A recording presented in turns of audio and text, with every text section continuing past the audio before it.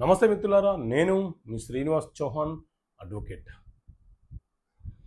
సొంత పిల్లలు వర్సెస్ దత్తత పిల్లలు, వారి హక్కులు ఏంటి?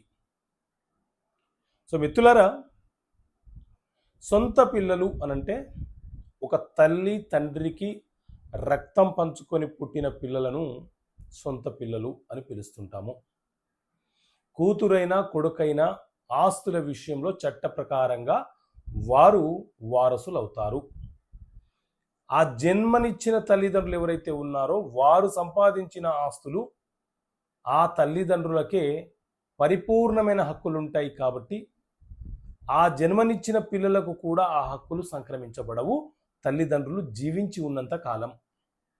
ఒకవేళ ఆ తల్లిదండ్రులకు ఆస్తులు కనుక వారసత్వంగా వచ్చి ఉంటే ఆటోమేటిక్గా చట్ట ప్రకారంగా హిందూ వారసత్వపు చట్టం 1956 ప్రకారంగా వీరికి జన్మించిన కొడుకు కూతురు ఎవరైతే ఉన్నారో వాళ్లకు వాటా పొందే హక్కు ఉంటుంది. ఇది చట్టం చాలా సంక్లిప్తంగా వివరణ ఇస్తుంది. సో ఇది సొంత పిల్లలకు సంబంధించిన అంశము. ఇక దత్తత పిల్లలు అనంటే మన దేశంలో Hindu adoption and maintenance act అనే చట్టం ఉంది. ఈ చట్టం ప్రకారంగా అడాప్షన్ అనంటే సంతానము కలగని దంపతులు ఎవరైనా సరే 15 సంవత్సరాల లోపు పిల్లలను దత్తతగా తీసుకోవచ్చు. ఈ దత్తతగా తీసుకున్న పిల్లలకు ఎవరైతే తీసుకున్నారో ఆ తల్లిదండ్రుల వారసత్వపు ఆస్తిలో వాటా కోరే హక్కు ఈ పిల్లలకు వచ్చేస్తుంది. ఈ పిల్లలు దత్తత వచ్చేసిన తర్వాత సొంత తల్లిదండ్రులు ఎవరైతే ఉన్నారో వారితో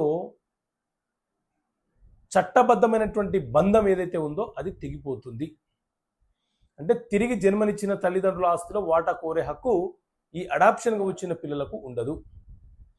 మరి అడాప్షన్ అనేది ఖచ్చితంగా రిజిస్ట్రేషన్ కావాలా అనంటే చట్ట ప్రకారంగా ఇది 100% రిజిస్ట్రేషన్ కావాలని నిబంధన లేదు.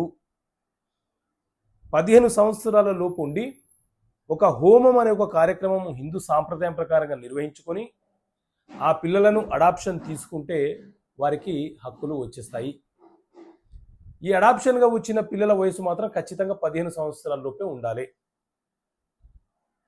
ఈ అడాప్షన్ పిల్లల మీద అడాప్షన్గా తెచ్చిన తల్లిదండ్రులు ఎవరైతే ఉన్నారో వాళ్ళు వృద్ధులయ్యాక మెయింటెనెన్స్ కోరుతూ వారి మీద కేసు కూడా ఫైల్ చేయవచ్చు. సో ఇది సొంత పిల్లలు అడాప్షన్ పిల్లలకు సంబంధించి సమాచారం. ఓకే మిత్రులారా, థ్యాంక్ యూ. జై హింద్.